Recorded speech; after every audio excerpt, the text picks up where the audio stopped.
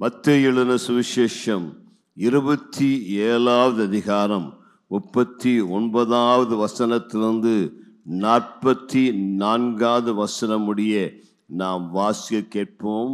அந்த வழியாய் நடந்து போகிறவர்கள் தங்கள் தலைகளை துலுக்கி, தேவாலயத்தை இடித்து 3 நாளைக்குள்ளே கட்டுகிறவனே, உன்னை நீயே இரட்சித்துக்கொள், நீ தேவனுடைய குமாரனானால் சிலுவையிலிருந்து இறங்கி வா என்று அவரை தூசித்தார்கள். அப்படியே பிரதான ஆசாரியரும் வேதபாரகரும் மூப்பரும் பரியாசம் பண்ணி, மற்றவர்களை இரட்சித்தான், தன்னைத்தான் இரட்சித்துக் கொள்ள திராணி இல்லை. இவன் இஸ்ரவேலின் ராஜாவானால் இப்பொழுது சிலுவையிலிருந்து இறங்கி வரட்டும், அப்பொழுது இவனை விசுவாசிப்போம். தன்னை தேவனுடைய குமாரன் என்று சொல்லி தேவன் மேல் நம்பிக்கையாயிருந்தானே, அவன் இவன் மேல் பிரியமாயிருந்தால் இப்பொழுது இவனை இரட்சிக்கட்டும் என்றார்கள். அவரோட கூட சிலுவைகளில் அறையப்பட்ட கள்ளரும் அந்தப்படியே அவரை நிந்தித்தார்கள். ஆண்டவராய் இயேசுவின் சிலுவை மரணத்தை குறித்து 4 சுவிசேஷங்களிலும் விவரமாக எழுதப்பட்டிருக்கிறது. இயேசு சிலுவையில் மரித்த பொழுது என்ன நடந்தது என்று அவர்கள் தெளிவாய் எழுதி வைத்திருக்கிறார்கள். ஆண்டவராய் இயேசு 2000 ஆண்டுகள் முன்பதாக சிலுவை மரத்தில் தொங்கிய பொழுது இந்த சிலுவை சுற்றி பலவிதமான மக்கள், பல வகையான கூட்டத்தார் இருந்தார். குறைந்தது 5 வகையான கூட்டத்தாராவது இந்த சிலுவை சுற்றி இருந்திருப்பார்கள் என்று நான் நம்புகிறேன். முதலாவது கூட்டத்தார் அங்கு நின்று அநேகர் அவரை ஏளனம் பண்ணினார், அநேகர் அவரை பரியாசம் பண்ணினார், சிலர் அவரை நிந்தித்தார்கள், சிலர் அவரை இகழ்ந்தார்கள், சிலர் அவர்கள் சவாலிட்டார்கள். நீ தேவனுடைய குமாரன் சொன்னாயே, நீர் உண்மையாகவே தேவகுமாரனாக இருந்தால் சிலுவை விட்டு இறங்கி வா என்று சொல்லி கேட்டார். ஆண்டவருக்கு இறங்கி வர ரொம்ப நேரம் ஆயிருக்காது. அவர் தூதர்கள் உடனே வந்து அவருக்கு உதவி செஞ்சிருப்பாங்க. ஆனால் அவர் தேவகுமாரன் என்று நிரூபிப்பதற்காக அவர் சிலுவையில் மரிக்கவில்லை. உங்களுடைய பாவங்களை, என்னுடைய பாவங்களை சிலுவையில் சுமந்து தீர்க்கிற பலியாக, தேவ ஆட்டுக்குட்டியாக மரித்தார். ஆகவே தான் அந்த சவால்கள்லாம் அவர் ஏற்றுக்கொள்ளலை. சிலர் சொன்னாங்க, நீ தேவகுமாரனானால், நீங்கள் தான் தேவனாக இருந்தால் உன்னையும் ரட்சித்துக்கொள், எங்களையும் ரட்சித்துக்கொள். நாங்கள் பல விதத்தில் அவரை பரிகசித்து, நிந்தித்து, துன்பப்படுத்தி, அவமானப்படுத்தினார்கள். அதையெல்லாம் என் ஆண்டவராகிய இயேசு உங்களுக்காக, எனக்காக சகித்தார். கைகளை உயர்த்தி நன்றி ஆண்டவரே என்று சொல்லாமா? எனக்காக இந்த நிந்தைகளை, பாடுகளை, அவமானங்களை எல்லாவற்றையும் சுமந்திர, அதற்கு நமக்கு எவ்வளவு நன்றி சொன்னாலும் போதாது. சர்வலோகத்தையும் படைத்த சர்வ சிருஷ்டி கர்த்தர் அந்த சாதாரண மனிதர்களை அப்படி அவர்கள் அபதமாக அவரை துன்புறுத்திய பொழுது அமைதியாக இருந்தால், ஒரு நிமிஷம் தான் அவருக்கு வேணும். ஒரு கண்ணில் கோபமாக பார்த்துருந்தாங்கன்னா அவங்களாம் அப்படியே கீழே விழுந்திருப்பாங்க. ஆனால் ஆண்டவர் நம்முடைய பாவங்களை சுமக்க இருந்தார். 2வது வகையான கூட்டத்தார் அவர் மேலே அனுதாபப்பட்டு பரிந்து பேசக்கூடியவர்களாக அங்கே காணப்பட்டார். அதாவது இயேசுவிடத்திலிருந்து நன்மை பெற்ற அநேகர், இயேசுவினால் ஒருவேளை தொடப்பட்டவர்கள், வியாதியிலிருந்து விடுதலை பெற்றவர்கள், அற்புதங்களை பெற்றவர்கள், இயேசுவின் ஆசீர்வாதத்தை பெற்றவர்கள், அவர்கள் தங்கள் மார்பில் அடித்து கொண்டு புலம்பி, ஐயோ ஆண்டவருக்கு இப்படி ஒரு துன்பம் நடக்கிறதே என்று சொல்லி வேதனையோடு கூட அங்கே நின்று என்ன செய்வது என்று தெரியாதபடி திகைத்து நிற்கிறார்கள். 3வது ஒரு கூட்டத்தார் அங்கே நிற்கிறார்கள். அவர்கள் தான் யூத மார்க்கத்தின் தலைவர்கள். யூத மார்க்கத்தில் இருக்கக்கூடியதான பிரதான ஆசாரியனுடைய வீட்டு வேலைக்காரர்கள், இன்னுமாக யூத குருமார்கள், வேதத்தை அறிந்தவர்கள், வேதபாரகர்கள், பரிசேயர்கள், நியாயப்பிரமாணிகர்கள், இயேசுவை சிலுவையில் அறைவதற்கு காரணமாயிருந்தவர்கள், இவர்கள் எல்லாரும் சூழாங்க நின்று அவர்களும் சேர்த்து சொல்கிறார், சிலுவையில் அறையும், சிலுவையில் அறையும், வேண்டும் உனக்கு விதமாய் செய்தாயே என்கிற தோரணையிலே அங்கே நின்று இயேசு மேல் குற்றம் சாட்டி அவர் மரிப்பதை உறுதிப்படுத்த நின்றார்கள். 4வது ஒரு கூட்டத்தார் அங்கே நின்றார்கள். அவர்கள் யார் என்று சொன்னால், ஆண்டவராகிய இயேசு சிலுவையில் மரிப்பதை உறுதி செய்யும்படியாக போர் சேவர்கள், ரோம நூற்றுக்கு அதிபதிகள், அந்த ரோம பெட்டாலியனை சேர்ந்ததான போர் வீரர்கள் அவரை சுற்றி நின்று அவர் சிலுவையிலிருந்து யாரும் அவரை இறக்கி விட்டுறக்கூடாது என்பதற்காக சூழ நிற்கிறார்கள். அவரை இன்னும் துன்புறுத்த, இன்னும் அவரை ஈட்டினால் குத்த, அவர் மரிப்பதை உறுதி செய்ய நிற்கிறார்கள். ஐந்தாவது கூட்டத்தார் இயேசுவின் அன்பார்ந்த தாய், இயேசு கிறிஸ்து அதிகமாய் நேசித்த மகதலேனா மரியாள், அவருடைய அன்புக்குரிய சீஷன் யோவான், இன்னும் பல ஸ்திரீகள், இயேசுவோடு ஊழியம் செய்த பல ஸ்திரீகள் இந்த சிலுவை சுற்றி நிற்கிறார். இந்த 5 வகையான கூட்டத்தார் அங்கு நின்று இயேசுவின் சிலுவை மரணத்தை பார்க்கிறார். இயேசுவின் சிலுவை அநேகருடைய வாழ்க்கையை மாற்றியது. இயேசுவின் சிலுவை அநேகருடைய வாழ்க்கையை தொட்டது. இயேசுவண்டை வந்தவர்கள், சிலுவை அண்டை வந்தவர்கள் இதுவரை யாரும் மாற்றப்படாமல் இருந்ததே கிடையாது. யார் சிலுவை அண்டை வந்தாலும் இயேசுடைய வாழ்க்கையை மாற்றி அமைக்கக்கூடியவராக இருக்கிறார். சிலுவை ஒன்றே மனு குலத்தின் பிரச்சனைகளுக்கு பரிகாரமாக இருக்கிறது. இந்த உலகத்தில் யாராக இருந்தாலும் அவருடைய வாழ்வு சிலுவை ஒரு மாற்றத்தை, ஒரு வித்தியாசத்தை உண்டு பண்ணக்கூடியதாக இருக்கிறது. அரசியல்வாதிகளாகட்டும், ஏழைகளாகட்டும், பணக்காரராகட்டும், படித்தவராகட்டும், படிக்காதவர்களாக இருக்கட்டும், சமுதாயத்தில் உயர்ந்த அந்தஸ்தில் இருக்கிறவர்களாக இருக்கட்டும், சமுதாயத்தில் ஒன்றுமே இல்லாதவர்களாக இருக்கட்டும், யாராக இருந்தாலும் இயேசுவின் சிலுவை அருகே வருவார்களானால் அவருடைய வாழ்க்கை நிச்சயமாய் மாற்றப்பட்டு ஆசீர்வதிக்கப்படக்கூடியதாக இருக்கும். சிலுவை ஒரு மனிதனுடைய வாழ்வில் வித்தியாசத்தை ஏற்படுத்துகிறது. சிலுவை ஒரு மனிதனை தேவனுக்கு நேராய் நடத்துகிறது. சிலுவையிலே 2 கோடுகள், ஒரு குறுக்கு கோடு, ஒரு சமக்கோடு. அந்த சிலுவை உங்கள் வாழ்வில் குறுக்கிடும் பொழுது அது உங்களை தேவனுக்கு நேராக வழி நடத்தக்கூடியதாக இருக்கிறது.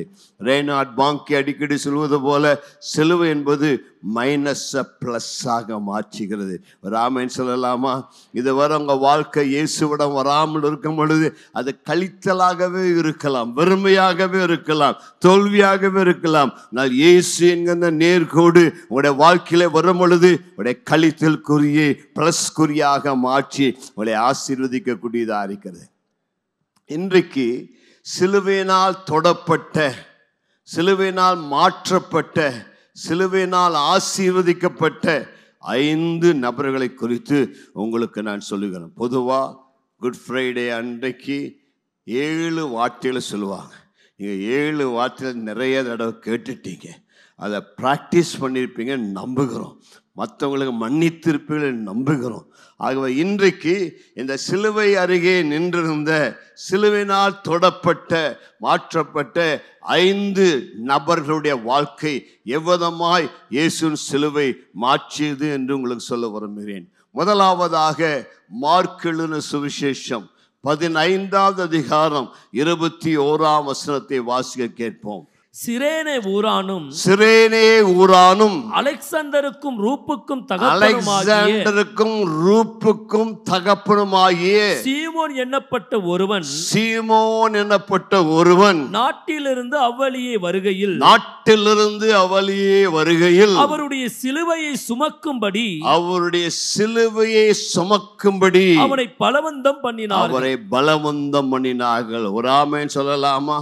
முதலாவது சிலுவையினால் மாற்றப்பட்ட மனிதன் பெயர் சீமோன்.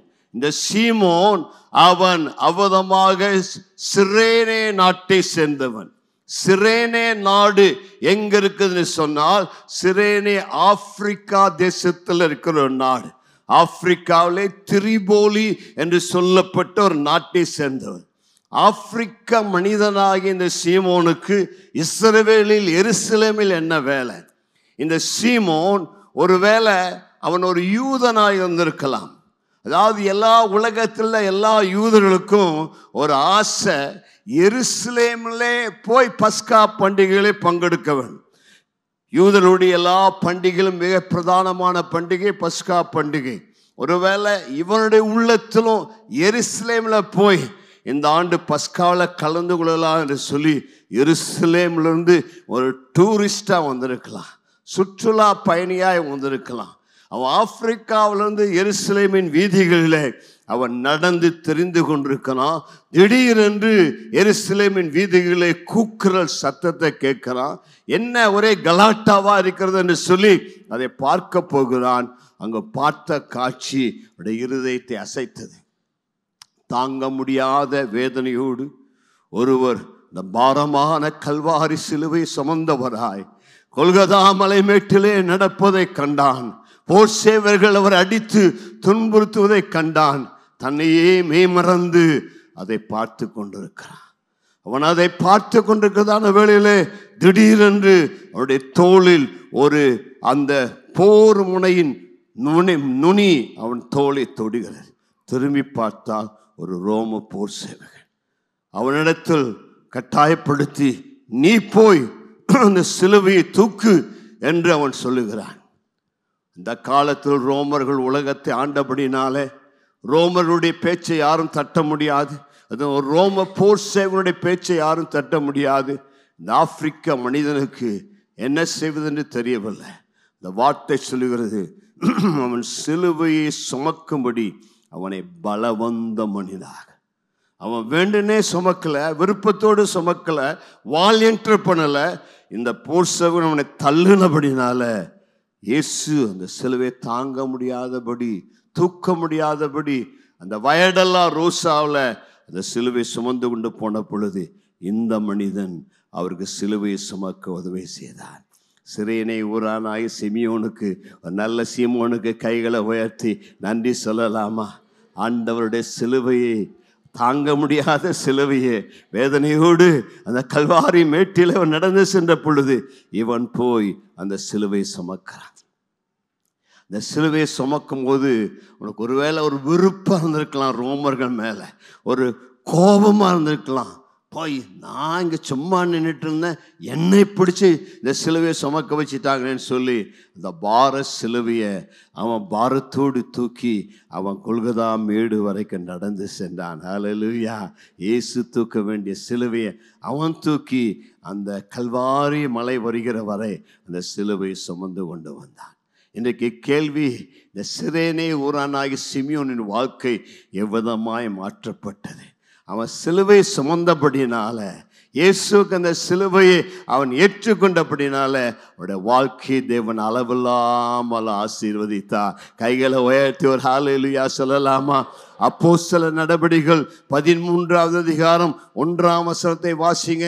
அந்தியோகியா பட்டணத்தில் உள்ள சபையிலே, அந்தியோகியா பட்டணத்துள்ள சபையிலே பர்னபாவும் நீகர் எண்ணப்பட்ட சிமியோனும், நீகர் எண்ணப்பட்ட சிமியோன், எல்லாம் என்ன சொல்லுங்க? நீகர் எண்ணப்பட்ட. போதும், அங்க ஒரு 6-7 பேர் சொல்றாங்க. அங்க அந்தியோகியா சபை, எருசலேமுக்கு அடுத்த பெயர் போன சபை சர்ச் ஆஃப் ஆன்டியோக். அந்தியோகியா சபை, எருசலேம் இருந்து போனவர்கள் அந்த அந்தியோகியாவில் சபையை ஆரம்பித்தாங்க. அந்த அந்தியோகியா சபை தான் புறஜாதி சபைகளுக்கெல்லாம் ஒரு தாய் சபையா இருந்தது. அந்த சபை ஒரு மிக முக்கியமான சபை. அந்த சபையில இந்த சிமியோன் ஒரு பாஸ்டராக இருந்தான். நல்ல சீமோனுக்கு ஒரு கரங்களை தட்டி சந்தோஷப்படலாமா? என்ன சொல்லுகிறதுங்க? நீகர் எண்ணப்பட்ட சீமோன். நீகர் என்கிற பெயர் நிக்ரோ அல்லது ஒரு கருப்பு மனிதன் என்பதற்கு அடையாளம். ஆப்பிரிக்கா தேசத்தை சேர்ந்த கருப்பு இனத்தை சேர்ந்த இந்த சீமோன் அந்த சபையிலே ஒரு பாஸ்டராக, கோ பாஸ்டராக காணப்படுகிறான். பர்னபாவுக்கு அடுத்த பேர், 2வது பேர் சொல்லப்படுகிறது.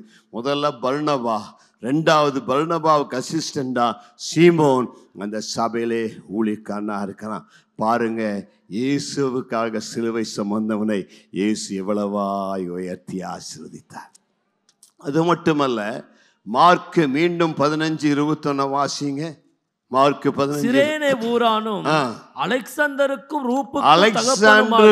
ரூப்புக்கும் தகப்பனுமாகிய சீமோன். ராமன் சொல்லலாமா? அப்போ ரோமர் 16வது அதிகாரம் 13ஆம் வசனத்தை வாசிங்க. ரோமர் 16:13. கர்த்தருக்குள் தெரிந்து கொள்ளப்பட்ட ரூபையும், கர்த்தருக்குள் தெரிந்து கொள்ளப்பட்ட ரூப், எனக்கும் தாயாகிய அவனுடைய தாயையும், எனக்கும் தாயாகிய அவனுடைய தாயும் வாழ்த்து. ரோமர் சபைக்கு பவுல் கடிதம் எழுதும் பொழுது அநேகரை குறிப்பிடுகிறார். அதுல விசேஷமாக கர்த்தருக்குள் தெரிந்து கொள்ளப்பட்ட ரூபு, ஆங்கில வேதாமத்தில் இன்னும் மிக அழகாக எழுதப்பட்டிருக்கிறது. ரொம்ப மதிப்புக்குரிய எஸ்டீம் ரூப் என்று சொல்லி அவ்விதமாக அந்த அவனை வாழ்த்துறாங்க. அப்போ இந்த ரூபும் அவருடைய தாயாரும் மிக பிரசித்தி பெற்றுள்ள ரோம சபையில் இருந்தான். இப்போ கேள்வி, இந்த ரூப் யார்? மார்க் 15:21 என்ன சொல்லுகிறது? அந்த ரூபுக்கும் அலெக்சாண்டருக்கும் தகப்பனாகிய சீமோன். இப்போ ரூப் யாருங்க?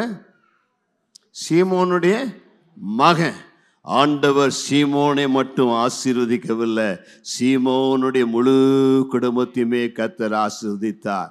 அந்த அலெக்சாண்டர் ரூபும் மிக பிரசித்தி பெற்ற மனிதனாக இருந்தாங்க. ஏனென்றால் மார்க்கு சுவிசேஷம் விசேஷமாக ரோமர்களுக்கு எழுதப்பட்டது, மத்தேயு சுவிசேஷம் யூதர்களுக்காக எழுதப்பட்டது, இயேசுவை ராஜாவாக காண்பிக்கிறது. லூக்கா சுவிசேஷம் கிரேக்கர்களுக்கு எழுதப்பட்டது, ஒரு பூர்ணமான மனுஷனாய் காண்பிக்கிறது. யோவான் சுவிசேஷம் அது எல்லாருக்காக எழுதப்பட்டது. ஆகவேதான் எவனோ என்கிற வார்த்தை அடிக்கடி வருகிறது. ஆனால் மார்க் சுவிசேஷம் இயேசு ரோமர்களுக்காக எழுதப்பட்டது.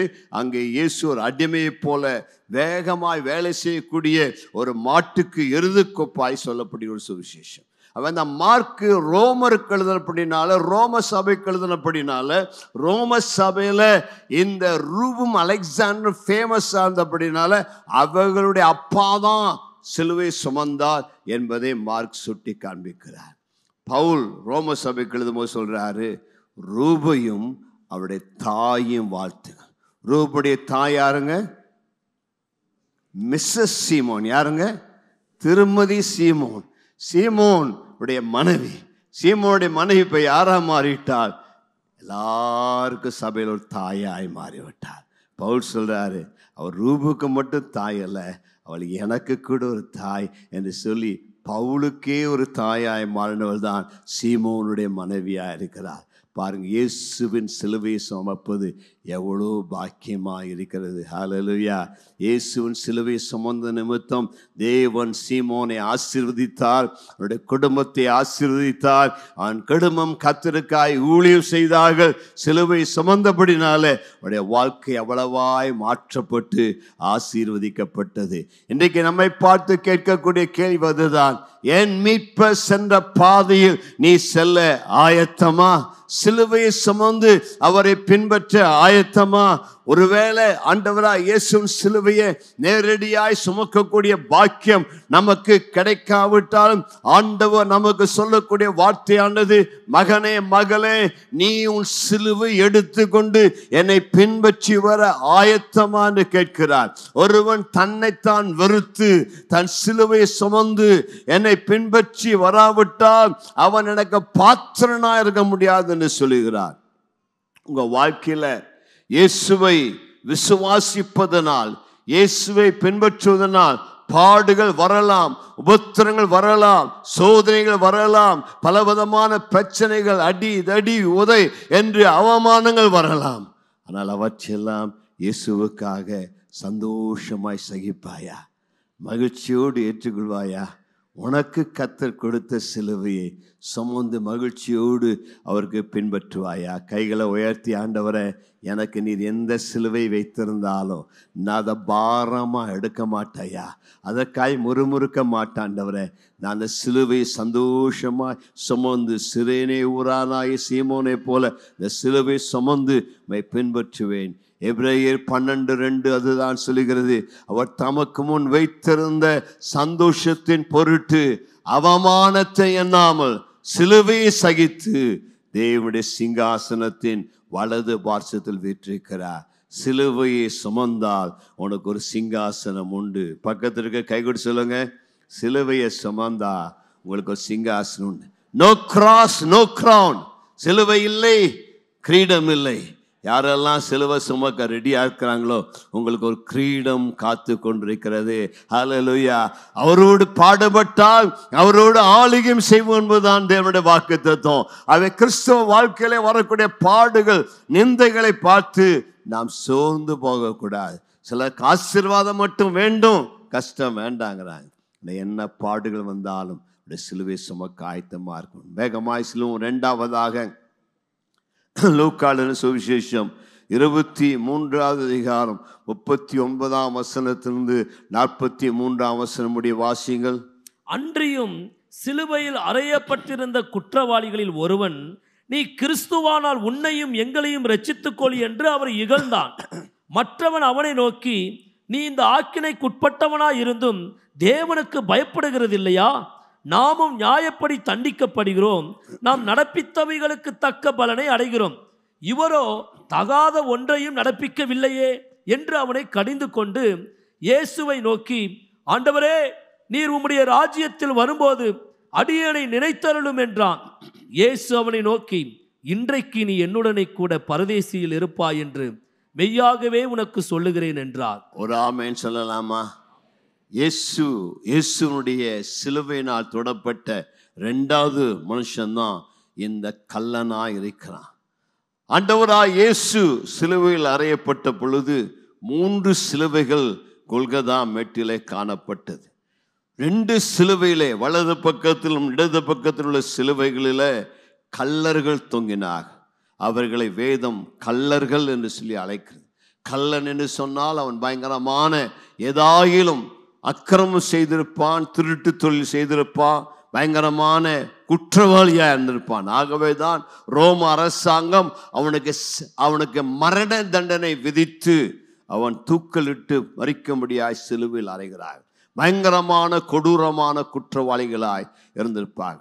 பாருங்க, ஆண்டவராகிய இயேசுவின் சிலுவை மரணத்தில் தீர்க்க தரிசனங்கள் ஒவ்வொன்றும் அப்படியே நிறைவேறக்கூடியதாக இருக்கிறது. தீர்க்கதரிசி ஏசாயா தீர்க்கன் சொல்லியிருந்தான். ஏசாயா 53 அக்கிரமக்காரரில் ஒருவராக அவர் எண்ணப்பட்டு, அந்த அக்கிரமக்காரருக்கு நடுவில் தான், அந்த நடு சிலுவையில் தான் இயேசு தொங்கினார். காரணம் என்ன? இந்த 2 அக்கிரமக்காரர்கள் நடுவில் அக்கிரமமே இல்லாதவர், பாவமே இல்லாதவர், ஒரு அக்கிரமக்காரனை போல என்னுடைய அக்கிரமங்களை சுமந்து கொண்டு, என்னுடைய பாவங்களை சுமந்து கொண்டு ஒரு அக்கிரமக்காரனை போல மரித்தார். கைகளை உயர்த்தி அவருக்கு மீண்டும் ஒரு நன்றி சொல்லலாமா? எனக்காக பாவமானீர, என்னுடைய பாவத்தை சுமந்து கொண்டீர, என்னுடைய அக்கிரமத்தை சுமந்து கொண்டீர, எனக்காக ஒரு அக்கிரமக்காரனை போல சிலுவிலே மரித்தீரே. தேவகுமாரா, தேவகுமாரா, பாவமே செய்யாத பரிசுத்தரே, எனக்காக அந்த அக்கிரமக்காரன் நடுவில் ஒரு அக்கிரமக்காரனை போல சிலுவை மரத்திலே தொங்கினீரே. உமக்கு 1000 கோடிகள் சொன்னாலும் அந்த நன்றி போதாதையா, நன்றி போதாதையா. தேவதூதருடைய ஆராதனை பெற்றவர் மகா பரிசுத்தர். அந்த மகா பரிசுத்த தேவாதி தேவன், கர்த்தாதி கர்த்தர் ஒரு குற்றவாளியை போல கல்வாரி சிலுவையில நமக்காக தொங்குகிறார். ஒரு பக்கத்தில் தொங்கின அந்த சிலுவைக்கு நான் இவ்விதமாய் பேர் வைப்பேன், முரட்டாட்டத்தின் சிலுவை. அந்த திருடனுடைய சிலுவைக்கு பெயர் முரட்டாட்டத்தின் சிலுவை. அவன் அந்த சிலுவையில தொங்கினா கூட அவன் தன்னுடைய பாவங்களை உணரவில்லை, தன்னுடைய குற்றங்களை உணரவில்லை. சிலுவையில் தொங்கினா கூட அவன் பரிகசிக்கிறான், அவன் இகழ்ந்து பேசுகிறான். இயேசுவையே அவன் அங்க பரிந்து பேசுகிறான். நீ கிறிஸ்துவானால் உன்னையும் ரட்சித்துக்கொள், என்னையும் ரட்சித்துக்கொள். கூட்டத்தோட கூட்டமாய் சேர்ந்து அவன் இயேசுவை பரிகசிக்கிறான். இயேசுவிடத்தில் உதவி கேட்கவில்லை, அவருடைய கண்கள் திறக்கப்படவில்லை. சிலர் இவ்விதமாய் தான் வாழ்கிறார்கள். எவ்வளவு பாவத்தில் வாழ்ந்தாலும் பாவத்தை குறித்து உணர்வில்லாமல், பாவத்தை குறித்து மனம் திரும்பாமல், மரண தருவாயில் கூட ஆண்டவருடைய இரக்கத்தை கேட்காமல் தங்கள் உள்ளத்தை கடினப்படுத்தி கொண்டவர்களாக அந்த மரணத்தில் இருக்கிறார். மற்றொரு சிலுவைக்கு பெயர் மனம் திரும்புதலின் சிலுவை. இயேசுவின் வலது பக்கத்தில் இருந்த கல்லனா, இடது பக்கத்தில் இருந்த கல்லனான்னு சொல்லலை. ஆனால் பொதுவாக பிரசிங்கமாக சொல்லுவாங்க வலது பக்கத்து கல்லன் சொல்லி. போகட்டும், நீ வலது பக்க கல்லனோ இடது பக்க கல்லனோ, அந்த சிலுவைக்கு பெயர் மனம் திரும்புதலின் சிலுவை. நடு சிலுவைக்கு பெயர் மீட்பின் சிலுவை. கைகளை உயர்த்தி சொல்லலாமா? மீட்பின் சிலுவைக்காக நன்றி அப்பா. இந்த மீட்பின் சிலுவையில் இயேசு தொங்கிய பொழுது பல்வேறு கூட்டத்தார் பல வார்த்தைகளை சொல்லி பரிகசித்தார். இந்த திருடன், இந்த கல்லன் அந்த சிலுவையில் இருந்து கொண்டு அழகான வார்த்தைகளை சொல்லுகிறான். 2 காரியங்களை செய்கிறான். ஒன்று, அவனுடைய சக திருடனுக்கு புத்தி சொல்றான். அவனுக்கு என்ன சொல்றான்? வாசிங்களே மீண்டும் அந்த வசனத்தை. மற்றவன் அவனை நோக்கி ஒரு திருடன் இன்னொரு திருடனை பார்த்து சொன்னான், நீ இந்த ஆக்கினைக்குட்பட்டவனாய் இருந்தும் தேவனுக்கு பயப்படுகிறதில்லையா? ஒரு ஹல்லேலூயா சொல்லலாமா? என்ன ஒரு அருமையான சம்பாஷணை. இவனே திருடன், இவன் சிலுவையில் மரித்து கொண்டிருக்கிறான். நான் மற்ற திருடனை பார்த்து கேட்கிறேன், டேய் உனக்கு கொஞ்சம் கூட பயம் இல்லையாடா? கர்த்தருக்கு தேவனுக்கு பயப்படுகிற பயம் உனக்கு இல்லையா? ஏமா அவன் மீண்டும் அடுத்த வார்த்தை சொல்றான், நாமோ நியாயப்படி தண்டிக்கப்படுகிறோம். நாம் நடப்பித்தவைகளுக்கு தக்க பலனை அடைகிறோம். இவரோ தகாதொன்றையும் நடப்பிக்கவில்லையே. கைகளை உயர்த்தி ஒரு ஹல்லேலூயா சொல்லலாமா? எவ்வளவு ஒரு அருமையான வார்த்தை. அந்த திருடன் சொல்றான், அவன் சிலுவையில் அறையப்படுகிறான். அவன் சொன்னான், நான் அந்த சிலுவையில் அறையப்படுகிறேன், அதுக்கு காரணம் உண்டு. நான் தப்பு பண்ணினேன், நான் செஞ்ச பாவத்தினால தான் இந்த சிலுவையில் இருக்கிறேன். நான் நியாயப்படி தண்டிக்கப்படுகிறேன். நீயும் அப்படிதான்டா, நீ செஞ்ச தப்புக்காக தான்டா தண்டிக்கப்படுகிறாய். ஆனால் இதோ சிலுவையில் தொங்குகிறாரு. இவர் ஒரு தவறும் செய்யவில்லை. இவர் தான் செய்த தவறுக்காக சிலுவையை மறிக்கவில்லை. அவர் நம்முடைய பாவங்களை சிலுவையில் ஏற்றுக்கொண்டார், என்னுடைய பாவங்களை ஏற்றுக்கொண்டார். அவர் ஒரு நீதிபர் என்று சொல்லி அந்த சிலுவை மரத்தில் அந்த திருடனே அறிக்கைட்டாயா? ஒரு ஆமென் சொல்லலாமா? அவன் சொன்ன அடுத்த வார்த்தை தான் என்னை ஆச்சரியப்பட வைக்கிற. அடுத்தது என்ன சொன்னான்? இயேசுவை நோக்கி ஆண்டவரே, நீர் உம்முடைய ராஜ்யத்தில் வரும்பொழுது அடியேனை நினைத்திருளும் என்றான். கைகளை தட்டி ஆண்டவருக்கு நன்றி சொல்லலாமா? எல்லாரும் கைகளை உயர்த்தி சொல்லலாம், ஆண்டவரே நீர் உம்முடைய ராஜ்யத்தில் வரும் பொழுது என்னை நினைத்தோம். இந்த திருடனுக்கு கிடைத்த வெளிப்பாடு தான் எனக்கு ரொம்ப ஆச்சரியம். இவன் எங்க சுவிசேஷத்தை கேட்டானோ எனக்கு தெரியல. ஆனா அந்த கல்வாரி சிலுவையில் தொங்குற இயேசுவை பார்த்த பொழுது தேவன் அவனுக்கு ஒரு வெளிப்பாட்டை தந்தார். அவன் சொல்லுகிறான், இந்த சிலுவையில் தொங்குறவர் அவர் சாதாரண ஒரு மனிதன் அல்ல, அவர் ஒரு திருடன் அல்ல, இவரே ஆண்டவர். ஹல்லேலூயா. சிலுவையில் தொங்கின இயேசுவை பார்த்து எல்லாரும் இகழ்ந்தாங்க. நீ கிறிஸ்துவான் கேட்டாங்க. அவரை கிறிஸ்துவன் சோதித்தாங்க, அவரை பல விதத்துல பரிகசித்தாங்க. ஆனா அந்த சிலுவையில் தொங்கின கல்லன் இயேசுவை பார்த்து ஆண்டவரே என்று சொல்லுகிறான். எவ்வளவு ஒரு அருமையான வார்த்தை. நீர் மெய்யான தேவகுமாரன் ஐயா, நீர் ஆண்டவர் ஐயா, நீர் தான் ஜீவனுள்ள தேவன் என்று உணர்ந்து கொள்கிறான். 2வது சொன்ன வார்த்தை இன்னும் என்னை ஆச்சரியப்படுத்தி. அவன் சொன்ன, ஆண்டவரே நீர் உம்முடைய ராஜ்யத்தில் வரும் பொழுது என்னை நினைத்துக்கொள்ளும். அவனுக்கு ஒரு வெளிப்பாடு தெரிஞ்சது. அவன் என்ன சொன்னான்? நீர் சாதாரணமானவர், நீர் ஆண்டவர் மட்டுமல்ல, நீர் ராஜாதி ராஜா. உமக்கு ஒரு ராஜ்யம் உண்டு, உமக்கு ஒரு சிங்காசனம் உண்டு. நீ சீக்கிரத்தில் ராஜாதி ராஜாவாக இந்த உலகத்தை ஆளுகை செய்ய போகிறீர். ஆகவே ராஜாதி ராஜா இயேசுவே உம்முடைய ராஜ்யத்திலே என்னை நினைத்துக் கொள்ளும் என்று சொல்லி கேட்டான். என்ன ஒரு அருமையான வெளிப்பாடு பாருங்க. அந்த வெளிப்பாடு நமக்கு கிடைத்தால் போதும். அவன் அந்த திருடமா அந்த மறிக்கக்கூடிய தருவாயில அவன் கண்கள் திறக்கப்பட்டு சொல்லுகிறான், நீங்க சீக்கிரத்துல ராஜாவா உலகத்தெல்லாம் ஆளுகை செய்வீங்க. அப்பா என்னை கூட நினைச்சுக்கங்கப்பா, அப்படின்னா என் பாவத்தை மன்னிங்க, எனக்கு உங்க ராஜ்யத்துல ஒரு இடம் கொடுங்க, நான் உங்க ராஜ்யத்துக்கு வர விரும்புறேன். இந்த உலகத்தை சான்ஸை மிஸ் பண்ணிட்டேன், ஆனா இந்த மறிக்கிற இந்த தருவாயில அந்த சான்ஸை நான் விட்டு விட விரும்பல. இயேசுவே என்னை நினைத்தலும். கைகளை உயர்த்தி இயேசுவே என்னை நினைத்தலும். இன்னைக்கு யாரெல்லாம் அப்படி கேட்கிறார்களோ, நீங்க எங்க இருந்தாலும் சரி, எந்த நிலையில் இருந்தாலும் சரி, உங்களுக்காக இயேசு சிலுவையிலே மரித்தார். இன்றைக்கு உங்களை நினைத்தள்ளுவார். இயேசு உங்களை நினைக்க வேண்டும் ஐயா. அதுதான் நம்முடைய வாழ்க்கையின் நோக்கம். இயேசு அக்கிரமக்காரருக்காய் மரித்தார், இயேசு பாவிகளுக்காய் மரித்தார், இயேசு நீதிமான்களுக்காக மரிக்கவில்லை. இயேசு இந்த உலகத்தில் எனக்கு ரட்சிப்பு வேண்டும், எனக்கு பாவ மன்னிப்பு வேண்டும், எனக்கு நிம்மதி வேண்டும், எனக்கு சமாதானம் வேண்டும் என்பதற்காக மரித்தார். முதலாவதாக இயேசு சீமோன் போன்றவர்களுக்காக மரித்தார். சீமோன் ஆப்பிரிக்கா தேசத்தை சேர்ந்தவன். அவன் யாருக்கு அடையாளம் என்று சொன்னால், அடிமைப்பட்டவர்கள், உடைக்கப்பட்டவர்கள், நொறுக்கப்பட்டவர்கள், சமுதாயத்திலே தாழ்த்தப்பட்டவர்கள், புறக்கணிக்கப்பட்டவர்கள், வேண்டாம் என்று ஒதுக்கப்பட்டவர்கள், அவளுக்காக இயேசு சிலுவிலே மரித்தார். சீமோன் அவளுக்கு அடையாளம். ஏனென்றால் கருப்பு இனத்தை சேர்ந்தவன், ஆப்பிரிக்கா நாட்டை சேர்ந்தவன், ஆப்பிரிக்கா நாட்டு மக்களை அடிமைகளாய் நினைத்த நாட்கள் அந்த நாட்கள். அந்த ஆப்பிரிக்கர்கள் அடிமைப்பட்டு, அதனால தான் அந்த ரோமன் அந்த ஆப்பிரிக்கனை பிடிச்சி இழுத்து சிலுவை சுமடான்னு சொன்னான். ஆனா இயேசு கிறிஸ்து அந்த ஒடுக்கப்பட்ட, காயப்படுத்தப்பட்ட, சமுதாயத்தில் புறக்கணிக்கப்பட்ட, தள்ளப்பட்ட மக்களுடைய வாழ்வாதாரத்தை உயர்த்தவே இயேசு சிலுவையில் மரித்தார். ஆகவேதான் அந்த நீகர் என்னப்பட்ட சீமோன் அந்த அந்தியோகியா சபையில, அவருடைய குடும்பம் ரோம சபையில பிரசித்தி பெற்ற தலைவர்களாக இருந்தார்கள்.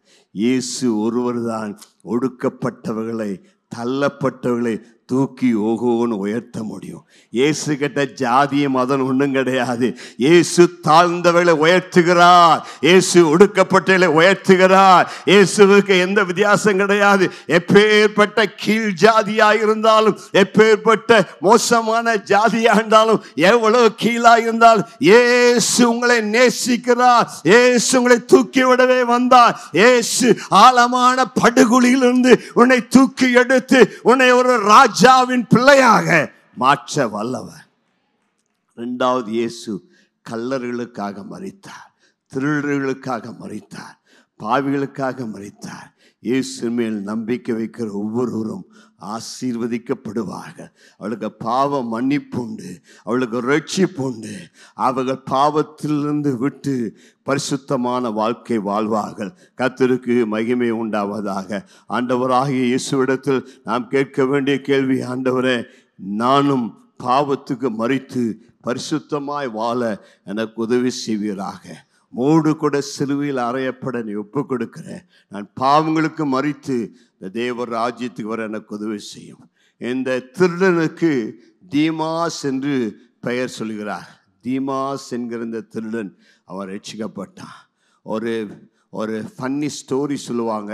அந்த ஸ்டோரி என்னன்னா, இயேசு குழந்தையா இருந்த பொழுது அவரை எகிப்துக்கு கொண்டு போனார்களாம். எகிப்துக்கு அவருடைய பெற்றோர்கள் அழைத்து கொண்டு போகும் பொழுது இந்த திருட கூட்டங்க தான் இயேசுவை வழிமறித்து அவரிடத்தை திருடுவதற்காக எகிப்துக்கு போகிற வழியில் அவரை சந்திச்சாங்களாம். அப்போ அந்த திருட்டு கூட்ட கும்பலின் தலைவன் தான் இந்த தீமாசா. அவன் இந்த கை குழந்தையாகிய 2 வயசுக்குள்ள அந்த குழந்தையாகிய இயேசுவின் முகத்தை பார்த்த பொழுது உள்ள ரொம்ப தொடப்பட்டான்.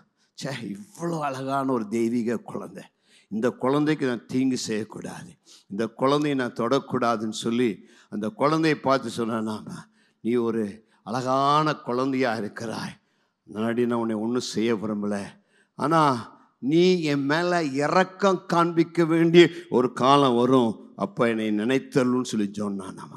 அதே போல் இப்போ சிலுவையில் தொங்கும் பொழுது அந்த காட்சி ஞாபகத்தில் வந்தது. இவன் அவரை பார்த்து கேட்கிறான், இயேசு அவனை மன்னித்தா என்று ஒரு பாரம்பரிய கதை சொல்கிறது. அது எவ்வளோ உண்மையோ பொய்யோ எனக்கு தெரியாது, அதாவது ஒரு பாரம்பரிய கதை. சரி, 3வது நபர், இயேசுவின் சிலுவையால் தொடப்பட்ட 3வது நபர். வாசிங்க மத்தேயு எழுதின சுவிசேஷம் 27வது அதிகாரம் 45-46 வாசிங்க.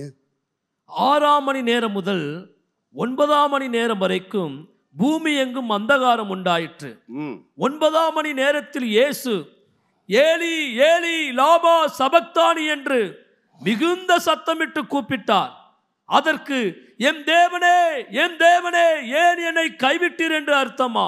மத்தேயு 27:50-54 முடிய. இயேசு மறுபடியும் மகா சத்தமாய் கூப்பிட்டு ஆவியை விட்டார். அப்பொழுது தேவாலயத்தின் திரைச்சீலை மேல் தொடங்கி கீழ்வரைக்கும் 2ஆக கிழிந்தது. பூமியும் அதிர்ந்தது, கண்மலைகளும் பிளந்தது, கல்லறைகளும் திறந்தது. நித்திரை அடைந்திருந்த அநேக பரிசுத்தவான்களுடைய சரீரங்களும் எழுந்திருந்தது. அவர் உயிர்த்தெழுந்த பின்பு இவர்கள் கல்லறைகளை விட்டு புறப்பட்டு பரிசுத்த நகரத்தில் பிரவேசித்து அநேகருக்கு காணப்பட்டார்கள். 100க்கு அதிபதியும் அவனோட கூட இயேசுவை காவல் காத்திருந்தவர்களும் பூமி அதிர்ச்சியையும் சம்பவித்த காரியங்களையும் கண்டு மிகவும் பயந்து மெய்யாகவே இவர் தேவனுடைய குமாரன் என்றார்கள். கைகளை தட்டி கர்த்தருக்கு நன்றி சொல்லலாமா? மெய்யாகவே இவர் தேவனுடைய குமாரன் என்று 100க்கு அதிபதி சாட்சி கொடுத்தான். நான் சொன்னது போல இயேசுவின் சிலுவை அருகே அநேக போர் சேவர்கள் ரோமர்கள் இருந்தாங்க. ஒரு 100க்கு அதிபதி அதுக்கு இன்சார்ஜா ரோம அரசாங்கம் நியமித்திருந்தாங்க. 100க்கு அதிபதினா 100 போர் சேவர்களுக்கு தலைவன்.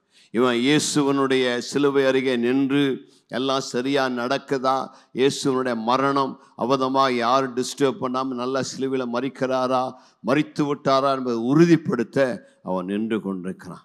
பாருங்க, இயேசு கிறிஸ்து காலை 9 மணிக்கு சிலுவையில் அறையப்பட்டார். எத்தனை மணிக்குங்க? காலையில் 9 மணி. இன்னும் அரை மணி நேரம் இருக்குது. ஆமாம், 40 நிமிஷம் இருக்குது. காலை 9 மணிக்கு அவர் சிலுவையில் அறையப்பட்டார். சரியா 6 மணி நேரம் சிலுவையில் தூங்கினார். சாயங்காலம் 3 மணி வரைக்கும் சிலுவையில் தூங்கினார். எத்தனை மணி நேரம் தூங்கினாருங்க? 6 மணி நேரம். 3 நடுவில் எனக்காக தேவகுமாரனாகிய இயேசு சிலுவையிலே தொங்கினார். கைகளை உயர்த்தி ஒரு நன்றி சொல்லலாமா? 9ஆம் மணி நேரத்தில் எவ்வளோ பாடுகள் பட்டவராய், வாரினால் அடிக்கப்பட்டவராய், முகத்தில் துப்பப்பட்டவராய், முள்முடி சூடப்பட்டவராய், அவதமாக தாடை முடிகள் பிடுங்கப்பட்டவராய், தாங்கொன்னா வேதனையோடு அந்த சிலுவை சுமந்து கொல்கதா மலைக்கு ஏறினவராய், நடக்க கூட பலனில்லாதபடி ஏற்கனவே பிலாத்தின் அரண்மனையிலே அந்த வியாழன் முழுவதும் செலவழித்தார். வெள்ளி அதிகாலை முழுவதும் பிலாத்தின் அரண்மனையிலே செலவழித்தார். இப்பொழுது சிலுவையிலே அந்த 3 ஆணிகள் நடுவே பயங்கரமாய் தொங்குகிறார். அவருடைய கைகள் கிழிக்கப்பட்டது, கால்கள் கிழிக்கப்பட்டது, தலையில் இந்த ரத்தம், உடம்பு முழுவதும் ரத்தம் சொட்டுகிறது. அந்த 6 மணி நேரம் சிலுவையில் தொங்கும் பொழுது இயற்கையே அவருடைய துக்கத்தை தாங்க முடியவில்லை. சரியா மதியம் 12 மணிக்கு நடு உச்சி வெயில், 12 மணிக்கு தான் வெயில் உச்சி இருக்கும். அந்த நடு மத்தியான வெயிலின் வேளையில பயங்கரமாய் வெளிச்சம் பிரகாசிக்கிற நேரத்தில் திடீரென்று சூரியன் ஒளியை கொடாமல் மறைந்து விட்டது. சூரியன் இருளாய் மாறியது. பூமி முழுவதும் அந்தகாரமானது. அநேக வேத பண்டிதர்கள் சொல்லுகிறார்கள், பிதாவாகிய தேவன் தம்முடைய குமாரனுடைய முகத்தை பார்க்க முடியாதபடி அவருடைய முகத்தை மறைத்து கொண்ட பொழுது சூரியன் ஒளியை கொடுக்க முடியாமல் அதுவும் தன்னுடைய முகத்தை மறைத்து கொண்டது. உலகம் முழுவதும் இருக்கிற எல்லா ஜனத்தின் பாவங்கள், இருக்கிற வரப்போகிற அத்தனை கொடான கொடி மக்களுடைய பாவங்கள் இயேசுவின் பேரிலே சுமத்தப்பட்டது. ஆகவேதான் அவர் சத்தமிட்டு கதறினா, ஏலி ஏலி லாமா சபக்தானி, என் தேவனே என் தேவனே ஏன் என்னை கைவிட்டு. இதுவரைக்கும் பிதாவரை கைவிடவே இல்லை. பிறந்தது முதற்கொண்டு சிலுவை வரைக்கும் ஒருவரோடு இருந்தார். கெத்செமனே தோட்டத்திலே தூதர்கள் தேற்றினார்கள். ஆனால் முழு உலகத்தின் பாவத்தையும் அவர் பேரில் சுமந்த பொழுது அத்தனை பாவங்கள், அத்தனை அக்கிரமங்கள் எல்லாவற்றையும் தாங்கினவராய் சிலுவையில் தொங்கின பொழுது பிதாவாகி தேவன் தம்முடைய சொந்த குமாரன் பாடுபடும் பொழுது அவருடைய முகத்தை பார்க்க முடியாதபடி முகத்தை மறைத்து கொண்டார். பூமி முழுவதும் காரில் சூழ்ந்தது. 12ஆம் மணி நேரத்திலிருந்து 3 மணி முடிய 3 மணி நேரம் சன் எக்லிப்ஸ், முழுவதும் இருள். எல்லாரும் பார்க்கிறாங்க. இந்த 100க்கு அதிபதி எத்தனையோ மரணங்களை பார்த்திருக்கிறான், எவ்வளோ பேர் மரித்ததை பார்த்திருக்கிறான். ஆனா ஒருவருடைய மரணத்தில் கூட இப்படி நடந்ததில்லையே, பூமியே இருட்டாய்விட்டதே என்று யோசிக்கிறான். அந்த இருளான வெளியிலும் கூட இந்த ரோம போர் சேவைகள், அதாவது யூதர்கள் வந்து சொன்னாங்க, யா நாளைக்கு ஓய்வு நாள், சனிக்கிழமை ஓய்வு நாளில் யாரும் சிலுவையில் தொங்க முடியாது. சாயங்காலம் 6 மணி ஆச்சுன்னா நாங்கள்லாம் ஆயத்த நாளுக்காய் ஓடி ஓடணும். 6 மணிக்கு மேலே நாங்கள் யாரும் எந்த வேலையும் செய்ய முடியாது. அதனாடி அவர் சிலுவையில் மரித்ததை உறுதி செய்வதற்காக கால் எலும்புல உடையுங்க நாங்கள். யூதர்கள் சொன்னதுனால கால் எலும்பு உடைச்சிட்டா செத்துருவாங்க. அது வரைக்கும் அந்த கால் எலும்பு எல்லாம் இருக்கிற வரைக்கும் அவங்க இப்படி எகிரி எகிரி மூச்சு விட முடியாதனால இப்படி எகிரி எகிரி மூச்சை எடுத்து அப்படியே பிழைப்பாங்க. அதனால் இந்த எலும்பை உடைச்சிட்டா அப்படி எகிர முடியாதுங்கிறதுக்காக எலும்பை உடைச்சிருவாங்க, கால் எலும்பு. ஸோ கால் எலும்பை உடைக்க போர்ச்சேவல் வராங்க. அவங்க வந்து 2 திருடனுடைய காலையும் உடைச்சாங்க. இயேசுவிடத்தில் வந்த பொழுது அவர் ஏற்கனவே மரித்து விட்டார். பாருங்க, மறுபடியும் தீர்க்கதரிசனம் நிறைவேறுகிறது என்றால் தீர்க்கதரிசனம் சொல்லப்பட்டிருக்கிறது, அவருடைய எலும்புகளில் ஒன்றும் முறிக்கப்படுவதில்ல. கைகளை உயர்த்தி நன்றி சொல்லலாமா? எவ்வளோ அழகா தீர்க்கதரிசன வார்த்தை நிறைவேறுது பாருங்க. 2 பேர்த்தோட எலும்பையும் உடைச்சான், இவருடைய எலும்பை உடைக்க வந்தான். ஆனா அவர் ஏற்கனவே மரித்து விட்டார். ஆனால் கூட அந்த ரோம போர் சேவகன் இந்த 100க்கு அதிபதியாக தான் இருந்த இயேசு மரித்து விட்டார் என்பதை உறுதி செய்ய ஒரு ஈட்டி எடுத்து அவருடைய விழாவில் ஓங்கி குத்துகிறார். அதுவும் தீர்க்கதரிசன வார்த்தை. அவரை குத்தினவர்கள் அவரை நோக்கி பார்ப்பார்கள். அவருடைய விழாவிலிருந்து ரத்தம் வந்து அதை நோக்கி பார்த்து ஒரு நாள் வரப்போகிறது, அவரை குத்தினவர்கள் அனைவரும் அவரை நோக்கி பார்த்து இயேசுவே ஆண்டவர் என்று சொல்லக்கூடிய நாள் வருகிறது. அவருடைய ரத்தம் வீணாய் சிந்தப்படவில்லை. கைகளை உயர்த்தி நன்றி சொல்லுங்க. எனக்காய் ரத்தம் சிந்தியவரு, நீர் எனக்காய் சிந்தின அந்த வெளியேறப்பட்ட ரத்தத்திற்காய் நன்றி. நம்முடைய விழாவிலிருந்து பாய்ந்து வந்த ரத்தம் என் பாவத்தை போக்குகிறது, என் சாபத்தை மாற்றுகிறது, என்னை ஆசீர்வதிக்கிறது. எனக்காக அந்த கோர கல்வாரி சிலுவையில ரத்தத்தை சிந்தினீர, உமக்கு கொடான கொடி நன்றி அப்பா, கொடான கொடி நன்றி அப்பா. அந்த ரோம போர் சேவகன் அந்த விழாவில் குத்தி அவர் மரித்தாருங்கிறத எச்சித்தான்.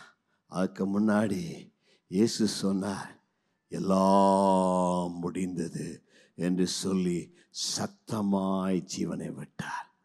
இயேசு சிலுவையில் தொங்கின பொழுது அவர் சொன்ன மிக முக்கியமான வார்த்தை, எல்லாம் முடிந்தது, எல்லாத்தையும் முடிச்சிட்டேன், பாவத்துக்கான பலியை செலுத்தி விட்டேன், முடித்து விட்டேன், எல்லாருடைய அக்கிரமங்கள் முடிந்தது, எல்லாருடைய வேதனை முடிந்தது, எல்லாம் முடிந்ததுன்னு சொல்லி மகா சத்தமாய் கூப்பிட்டு இயேசு ஜீவனை கொடுத்தார். அதாங்க அருமையான வார்த்தை. இயேசுவின் ஜீவனை யாரும் எடுக்கல. இயேசு அவங்க சிலுவையில் அறைந்தனால மறையல. அவர் ஜீவனின் அதிபதி. அவரே ஜீவனை பிதாவின் கையில் ஒப்பு கொடுத்தார். கைகளை உயர்த்தி நன்றி சொல்லலாமா? வேற யாருக்கும் அந்த அதிகாரம் இல்லை. அவர் தன்னுடைய ஜீவனை பிதாவின் கையில் ஒப்பு கொடுத்தார். ஹல்லேலூயா! எவ்வளோ அருமையான காரியங்க. அந்த பிதாவின் கையில் இயேசு ஜீவனை ஒப்பு கொடுத்து மரித்த பொழுது 4 சம்பவங்கள் பூமியிலே நடந்தது. முதலாவது, அதுதான் மத்தேயு அழகா எழுதுறார். முதலாவது சம்பவம், அந்த எருசலேமில் இருந்த பெரிய தேவாலயம், மகா பெரிய தேவாலயம், ஏரோது ராஜா 46 வருஷத்துக்கு கட்டின தேவாலயம். இந்த தேவாலயத்தில் யூதருடைய தேவாலயத்தின் ஒழுங்கின்படி பரிசுத்த ஸ்தலத்துக்கும் மகா பரிசுத்த ஸ்தலத்துக்கும் நடுவில் ஒரு மிகப்பெரிய திரைச்சீலை இருந்தது. உயர இதை விட மிக உயரமான திரைச்சீலை. அந்த திரைச்சீலை ரொம்ப கனமாக இருக்கும். அதாவது எத்தனையோ குதிரைகள் பூட்டிய ஒரு ரதம் அந்த திரைச்சீலை பிடிச்சி இழுத்தா கூட அது கிளியாதாமா, அவ்வளவு திக்காக இருக்கும், பயங்கரமான திக். அந்த திரைச்சீலைக்கு பிறகுதான் மகா பரிசுத்த ஸ்தலம். அதனாடி பரிசுத்த ஸ்தலத்தையும் மகா பரிசுத்த ஸ்தலத்தையும் பிரிக்கத்தக்கதான மிகுந்த உயரமான மிகுந்த கனமான திரைச்சீலை இருக்கு. என்ன ஆச்சுன்னா, இயேசு மரித்த பொழுது இந்த திரைச்சீலை தானாக மேலிருந்து கீழாக 2ஆக சரியான நடுவிலே கிழிந்தது. கைகளை தட்டி ஆண்டுக்கு நன்றி சொல்லலாமா? அதை தான் எபிரேய ஆசிரியர் சொல்லுகிறார். வானங்கள் வழியாய் பரலோகத்துக்கு ஏறி சென்ற மகா பிரதான ஆசாரியர் நமக்கு மகா பரிசுத்த ஸ்தலத்துக்குள் பிரவேசிக்கும்படியான வழியை தம்முடைய மாம்சத்தின் வழியாக திரைச்சீலை கிழித்து உண்டாக்கினார். இப்பொழுது நமக்கு நடுவில் திரைச்சீலை கிடையாது.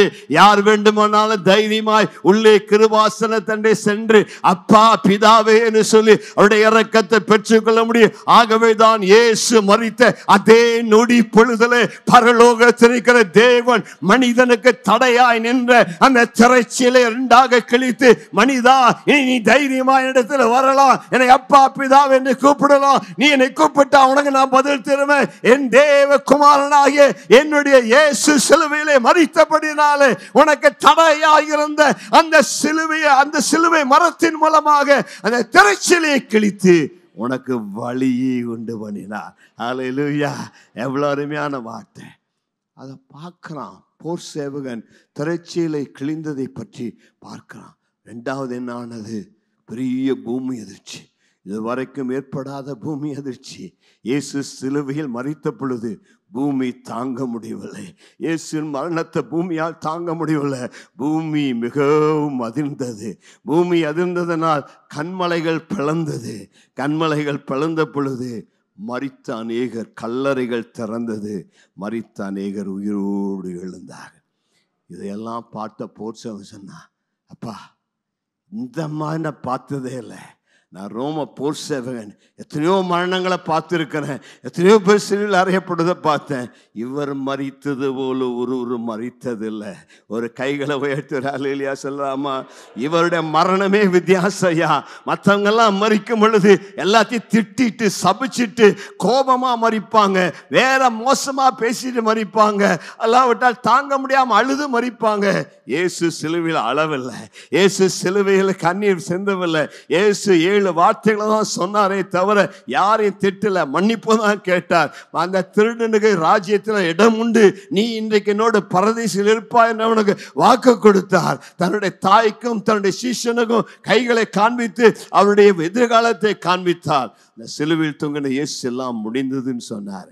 ஆனா ஒரு பொழுதும் அளவில்லை, தோல்வியில முடியல, ஜெயமாய் சிலுவையில் மரித்தார், வெற்றியாய் மரித்தார். சிலுவையில் இயேசுவின் மரணம் தோல்வியான மரணம் அல்ல, அது பிசாசின் தலையை நசுக்கின மரணம், அது பிசாசை தோற்கடித்த மரணம், நமக்காக வழியை உண்டு பண்ணின மரணம். இயேசுவின் மரணம் ஜெயமான மரணம். வெற்றி வேந்தனாய் சிலுவையில் மரித்தார். ஹல்லேலூயா! அதை பார்த்து அந்த நூற்றுக்கதிபதி சொல்லிட்டான், இவரு ஒரு மனுஷன் இல்லையா, இவர் ஏதோ ஒரு நபி அல்ல, இவர் ஏதோ பெரிய ரிலீஜியஸ் லீடர் அல்ல, இவர் மெய்யாகவே ஜீவனுள்ள தேவகுமாரன். ஒரு ஹல்லேலூயா, ஒரு ஹல்லேலூயா, ஒரு ஹல்லேலூயா, ஒரு ஹல்லேலூயா. ஒரு ரோம போர் சேவகன் ஐயா, அவங்க கடவுளை நம்ப மாட்டாங்க, அவங்களுக்கு ராயன் தான் கடவுள், ராயனை தான் வணங்குவாங்க. சீசர், ஹேல் சீசர், அவனை தான் கும்பிடுவாங்க. ரோமர் தெய்வ பக்தி இல்லாதவர்கள், தெய்வம் இல்லை என்று சொல்லுகிறவர்கள். ஆனால் அந்த ரோம நூற்றுக்கு போர் சேவகனுடைய வாயிலே அவன் அறிக்கையிடுகிறான், he is the son of God, அவர் ஜீவனுள்ள தேவ குமாரன், அவரே தேவன், அவரே பாவங்களை மன்னிக்கிறவர், அவரே கர்த்தாதி கர்த்தன். He is the son of the living God. அவனுடைய பெயர் சரித்திரத்தில் சொல்லப்படுகிறது லாங்கிட்யூஸ் என்று சொல்லி அவனுக்கு பெயர். அந்த சிலுவையில் தொங்கின அந்த நூற்றுக்கு அதிபதி லாங்கினஸ் என்கிற பெயர். அவனுக்கு என்ன ஆனதுன்னு சரித்திரம் சொல்வதை பார்த்தா ஆச்சரியமா இருக்கு. லாங்கினஸ் என்று சொல்லப்பட்ட இந்த நூற்றுக்கு அதிபதிக்கு கண்ணில் ஒரு பிரச்சனை, கண்ணு சரியா பார்க்க முடியாது, கண்ணில் ஒரு விதமான வியாதி. அவன் அந்த ஈட்டி எடுத்து இயேசுவின் விழாவில் குத்தும் பொழுது அவருடைய விழாவில் ரத்தம் தெளித்து அவருடைய கண்ணில் விழுந்ததா. கண்ணில் விழுந்த உடனே அவருடைய குருடான கண்களை இயேசு சுகமாக்கினாரா. நல்லா தான் கையை தட்டுங்களேன், ஒரு ஆமேன்னு சொல்லலாமே. அந்த தன்னை குத்தின, தன்னை அவதமா ஈட்டியால் குத்தின அவருடைய கண்களை கூட இயேசு மரணத்தில் சுகமாக்கினார் என்று சரித்திரம் சொல்லுகிறது. வேதத்தில் எழுதப்படலை, ஆனால் சரித்திரத்தின் கதை சொல்லுகிறது. லாங்கினஸோட கண்ணில் இந்த ரத்தத்தின் ஒரு சொட்டு விழுந்த உடனே எத்தனையோ வருடமாண்ட கண்கள் திறக்கப்பட்டு அன்றைக்கு அவன் இயேசுவை தெய்வமாக ஏற்றுக்கொண்டான், இயேசுவை ஆண்டு என்று அறிக்கையிட்டான். அவன் இயேசுக்கு சீஷனாய் மாறினான், கப்பதோக்கியாவுக்கு சென்றான், சுவிசேஷத்தை அறிவித்தான், அங்கு இரத்த சாட்சியாய் மரித்தான் என்று சொல்லப்படுகிறது. எவ்வளோ ஒரு அருமையான சாட்சி. இயேசுவை நேசிக்கிறாயா?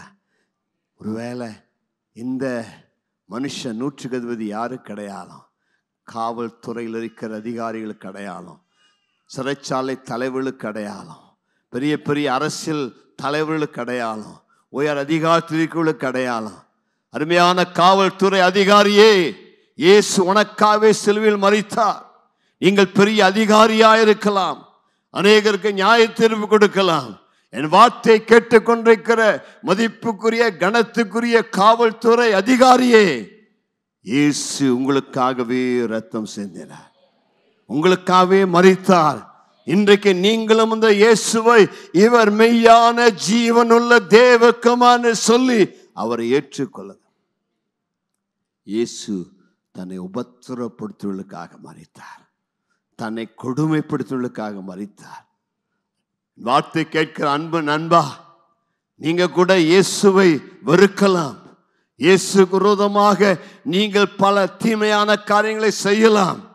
பவுலை பார்த்து கேட்டார், ஏய் சவுலே சவுலே, முள்ளில் உதைக்கிறது உனக்கு கடினமாம் என்று சொன்னார். இந்த சவுல் இயேசுவை பின்பற்றுவதை கொலை செய்தான், அவர்களை பல விதத்தில் துன்புறுத்தினான். இந்த சவுலை தமஸ்கு வீதியிலே சந்தித்து அவனை மாற்றின இயேசு உங்களையும் மாற்ற வல்லவராக இருக்கிறார். நீங்க அவரை துன்பப்படுத்தலாம், வர வேண்டான்னு சொல்லலாம், இயேசு இல்லை என்று சொல்லலாம், இயேசுவை பின்பற்றி நீங்க அடித்து உதைத்து சிறைச்சாலையில் போடலாம், மதமாற்ற தடை சட்டத்தை கொண்டு வரலாம், கிறிஸ்தவர்களை சிறையில் அடைக்கலாம். நீங்கள் கிறிஸ்தவர்களை எவ்வளவாய் சிறையில் அடைத்தாலும் சரி, அந்த இயேசு உங்களை நேசிக்கிறார், உங்களுக்காகவே சிலுவையில் மரித்தார். என் சரீரத்தை 1000 துண்டங்களாக வெட்டினாலும் என் சரீரத்தில் இருக்கிற ஒவ்வொரு ரத்தமும் சொல்லும், இயேசு நல்லவர், இயேசு ஆண்டவர், இயேசுனை மன்னிக்கிறார், இயேசுனை ரட்சிக்கிறார், உனக்காகவே சிலுவையில் மரித்தார். இயேசு சிலுவையில் சிந்தின ரத்தம் விருதாவாய் போவதில்லை, அது வீணாய் போவதில்லை. இயேசு சிலுவையில் சிந்தின ரத்தம் உன்னை அழைக்கிறது. உனக்காகவே மரித்தார், உனக்காகவே ரத்தம் சிந்தினார். நீ அவரை துன்பப்படுத்தலாம், நீ அவரை கொடுமைப்படுத்தலாம், ஆனால் அந்த இயேசு உன்னை நேசிக்கிறார். நீ இரட்சிப்பை பெற்றுக் கொள்ள வேண்டும், நீ அவரிடத்தில் வர வேண்டும் என்று சொல்லி மற்ற 2 பேரையும் பேச எனக்கு இப்பொழுது நேரம் இல்லை, இன்னொரு சந்தர்ப்பத்தில் பேசும். அந்த சிலுவை அருகே நின்ற ஒரு மிக முக்கியமான மனிதன் அரிமத்தியாய் ஊரானாகிய யோசேப்பு. அவனை குறித்து வேதம் அநேக காரியங்களை சொல்லுகிறது, ஆனால் அவனை குறித்து பேச இப்பொழுது நமக்கு நேரம் இல்லை. ஆண்டவராய் இயேசு தொழில் செய்கிறவர்களை, வியாபாரம் செய்வதை நேசிக்கிறார். இந்த அரிமத்தியா ஊரானாகிய யோசேப்பை குறித்து வேதம் பல காரியத்தை சொல்லுகிறது. அவன் ஒரு ஐஸ்வர்யவான், அவன் கனம் பொருந்தியவன், அவன் ஒரு ஆலோசனைக்காரன், எல்லா யூதர்களால் மதிக்கப்பட்டவன், மிகப்பெரிய அந்தஸ்தில் உள்ளவன். ஆனால் அந்த யோசேப்பு இயேசுவுக்கு சீஷனாக இருந்தான், இயேசுவை நேசித்தான். அவனை பற்றி சொல்லாமல் எனக்கு இருக்க முடியலை. அவன் இயேசு மரித்த பொழுது அங்கே நின்று கொண்டு வந்திருப்பான். இயேசு மரித்த உடனே தைரியமாக போய் பிலாத்துக்கிட்ட கேட்குறான். இயேசுவோடு அந்த நாட்களில் யாரும் தங்களை ஐடென்டிஃபை பண்ண விரும்பலை. என்றால் இயேசு ஒரு அக்கிரமக்காரனை போல் இருக்கிறார், எல்லாம் இருக்கிறாங்க. யூத மார்க்கத்தில் இருக்கிற எல்லாம் அவன் மேலே அவ்வளோ கோபமாக இருக்கிறாங்க. இவன் ஒரு யூதன். யோசேப்பு அரிமத்தியா ஊரான யோசேப்பு ஒரு யூதன். யூத மார்க்கத்திலேயே மிக மதிப்புள்ளவன். யூத மார்க்கத்தில் எல்லாரும் அவன் ஒரு தலைவனாக மதிக்கிறாங்க, எல்லாராலும் கனப்படுத்தப்பட்டவன். யூதர்களுக்கெல்லாம் ஆலோசனை கொடுக்குறவன். ரொம்ப பெரிய அந்த இஸ்ரேல் நாட்டில் இருந்த பணக்காரர்கள் முதல் வரிசையில் இருந்தவன். அவன் போய் தைரியமாக துணிச்சலாக வெட்கம் இல்லாமல் பிலாத்துட்ட போய் கேட்குறான், ஐயா இந்த சிலுவையில் மரித்து இயேசுவின் சரீரத்தை எனக்கு கொடுங்கன்னு கேட்குறான். யாரும் அவருடைய சரீரத்தை கேட்க விரும்பல, தைரியம் இல்லை. இயேசுனுடைய 10 சிஷ்யர் ஓடி போயிட்டாங்க, யாரும் அவருடைய சரீரத்தை வாங்க கூட இல்லை. மரித்து போனார் ஐயா. ஆனால் அதை பணம் போல சிலுவையில் தொங்குறாரு. பெண்கள் மட்டும் நிற்கிறாங்க, ஒருத்தர் கூட அங்கே ஆண்கள் இல்லை. யோவான் ஒருவன் தான் நிற்கிறான். இயேசு அவ்வளவு மக்களை நேசித்தோம், கடைசி வரை ஒருவர் கூட நிற்கல. ஆனால் இந்த செல்வந்தனாகிய யோசேப்பு, ஐஸ்வர்யவானாகிய யோசேப்பு தைரியமா பிலாத்தினிடத்தில் போய், யூதர்கள் அவனை திட்டினாலும் சரி, யூதர்கள் அவனை புறக்கணித்தாலும் சரி, யூதர்கள் என்ன சொன்னாலும் சரி, அதை குறித்து I don't care. I want to identify myself with Jesus. இந்த இயேசுவோடு என்னை அடையாளப்படுத்த விரும்புகிறேன்.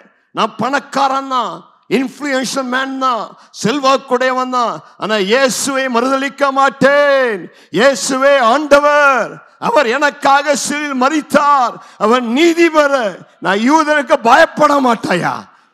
பகிரங்க கிறிஸ்தவனா இருப்பேன், அந்தரங்க கிறிஸ்தவனா இருக்க மாட்டேன். வெளிப்படையா இயேசுவை நான் சொந்தமா ஆட்டுவேன். அந்த பிலாத்து இடத்தை போய் கேட்கிறான். பிலாத்துக்கு ஒரே ஆச்சரியம், இவ்வளவு சீக்கிரம் மறிச்சிட்டாரா? ஆமா. உன்னை போர் சேவல் அனுப்பி உறுதிப்படுத்துறான். அதுக்கு பிறகுதான் எனக்கு ரொம்ப பிடிச்சது யோசேப்பு வருகிறான். இயேசுவின் சரீரம் மட்டும் அந்த சிலுவையில் அப்படியே விட்டுருந்தாங்கன்னா அது காக்கா கொத்திருக்குங்க.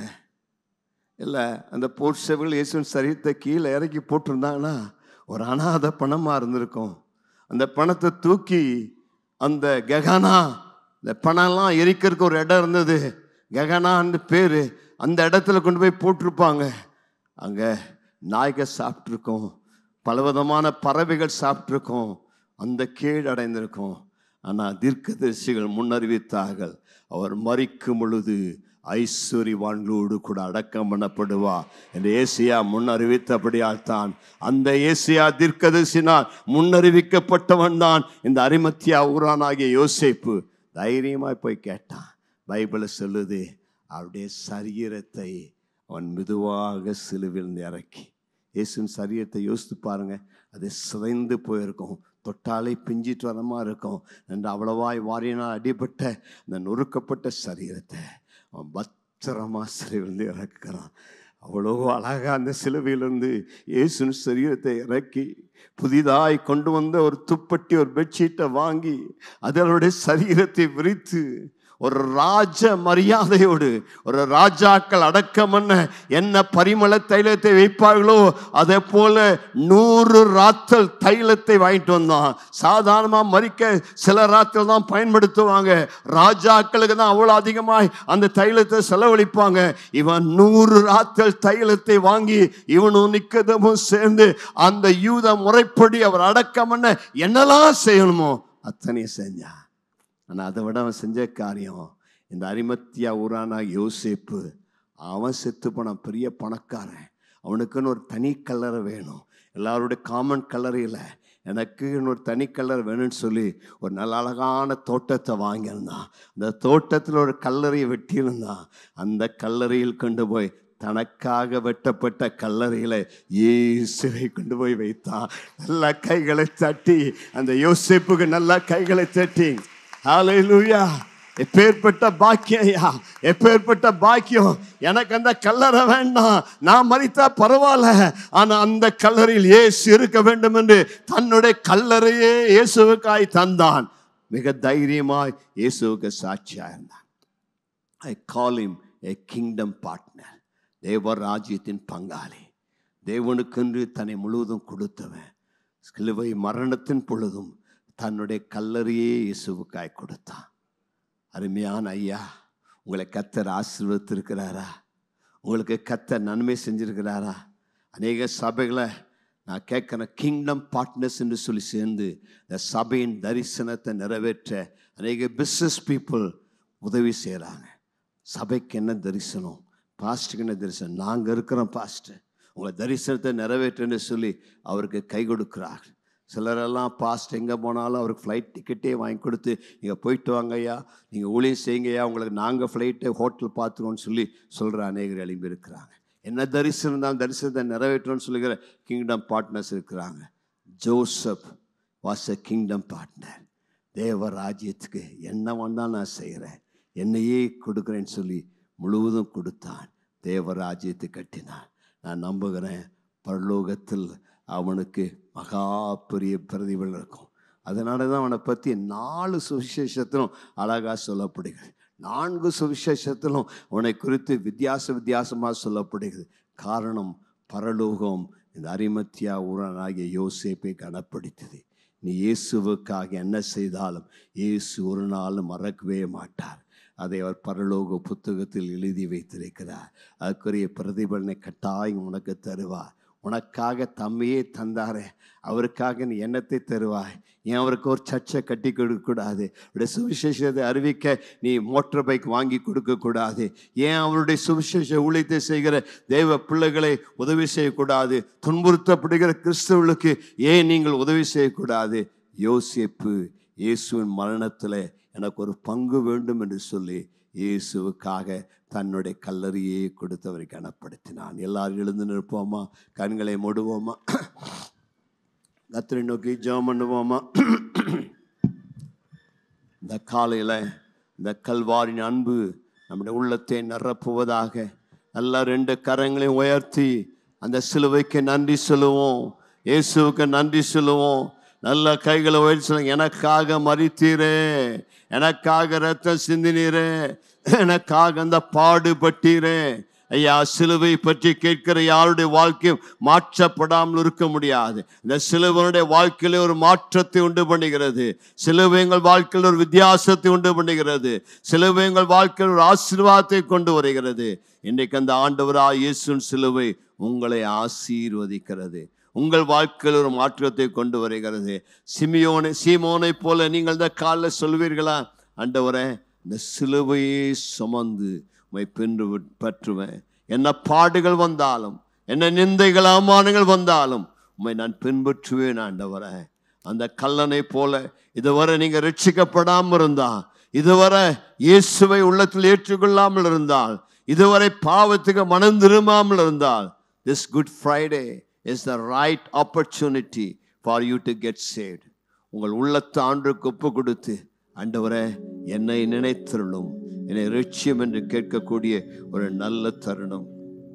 இந்த 100க்கு அதிபதியை போல இதுவரைக்கும் எல்லாத்தையும் வேடிக்கை பார்த்தாய், உள்ளத்தை கடினப்படுத்தினாய், தேவ பிள்ளைகளை பரிகசித்தாய், துன்பப்படுத்தினாய். ஆனால் இன்றைக்கு உங்களுக்கு சந்தேகத்துக்கு இடமில்லாமல் அவரே தேவகுமார் என்று அறிவிக்கப்பட்டிருக்கிறார். நீங்கள் அவருக்கு உங்கள் வாழ்க்கையை அர்ப்பணித்து அவரை சேவகம் பண்ண முடியும். அரிமத்தியா ஊரானாகிய யோசேப்பை போல உங்கள் முழு வாழ்க்கை அவருக்கு ஒப்பு கொடுத்தப்பா, நான் உமக்கென்று ஒரு வெளியரங்கமான கிறிஸ்தவனா இருப்பேன், சீக்ரெட் கிறிஸ்டியனா அல்ல, வெளியரங்கமாய் நான் இயேசுவோடு என்னை அடையாளப்படுத்தி காண்பிப்பேன், ராஜ்யத்தை கட்டுகிற ஒரு பங்குதாரராக இருப்பேன். இது உங்கள் தருணம். இயேசு உங்களை அழைக்கிறார். இன்றைக்கு ஒரு நல்ல தீர்மானம் எடுக்க வேண்டிய நேரம். இந்த நல்ல வெள்ளிக்கிழமை பிரசங்கத்தை கேட்டோம், நீங்க வெளியில போகக்கூடாது. வெளியில் போவதற்கு முன்பதாக என் உள்ளத்தை இயேசுவுக்கு ஒப்பு கொடுத்தேன், என் வாழ்க்கை இயேசுவுக்கு அர்ப்பணித்தேன், இயேசுவே என் ஆண்டவர் என்று சொல்லி உங்களை ஒப்பு கொடுக்க வேண்டும்.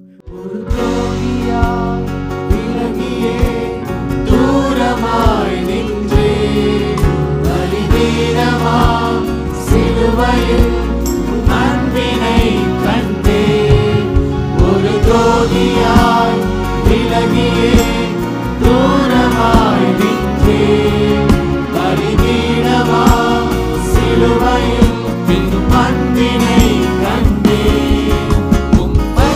ரத்தத்தினால் கழுவினே என்னை உயர்ந்த ஸ்தானங்களில் ஏற்றினே.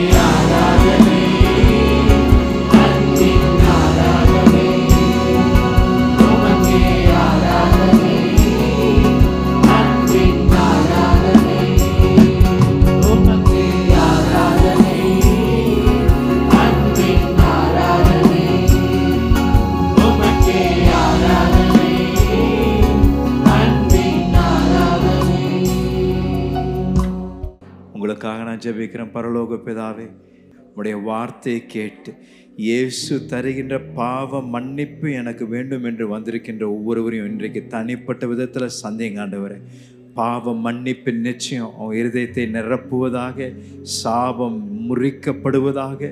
இன்றைக்கு இயேசுவின் வெளிச்சமும் சமாதானமும் நம்பிக்கையும் அவருடைய இருதயங்களை நிரப்புவதாக நான் ஜெபிக்கிறேன் ஆண்டவரே. இன்று முதல் தேவனுடைய வாழ்க்கையை ஆசீர்வதித்து வாழ்க்கையை முற்றிலும் மாற்றி உங்களுடைய ஆசீர்வாதத்தினாலும் நன்மையினாலும் நிரப்புங்க நான் ஜெபிக்கிறேன். இன்னைக்கு தேவ வார்த்தையை கேட்ட ஒவ்வொரு தேவ பிள்ளையும் ஆசீர்வதிங்க ஆண்டவரே. இந்த நாள் முழுவதும் நீர் எங்களுக்காக செய்த இந்த அற்புத இந்த செயலுக்கு நாங்கள் நன்றி செலுத்தி உம்மை நாங்கள் கனப்படுத்தி எங்களுடைய வாழ்க்கையில் உமக்கு சாட்சியாக வாழ எங்களுக்கு கிருபைகளை தாங்க ஆண்டவரே. ஒவ்வொருவரும் உம்முடைய சமாதானத்திலான நிரப்புங்க. இயேசுவின் விலையேறப்பெற்ற நாமத்தில் ஜெபிக்கின்றோம் பிதாவே. ஆமென், ஆமென், ஆமென். நல்ல கரங்களை தட்டி தேவனுடைய நாமத்தை மகிமைப்படுத்துவோம். கர்த்தர் உங்களை ஆசீர்வதிப்பாராக. சமாதானத்தோடு கடந்து செல்லுங்கள். கர்த்தர் உங்களோடு கூட இருப்பாராக. ஆமென்.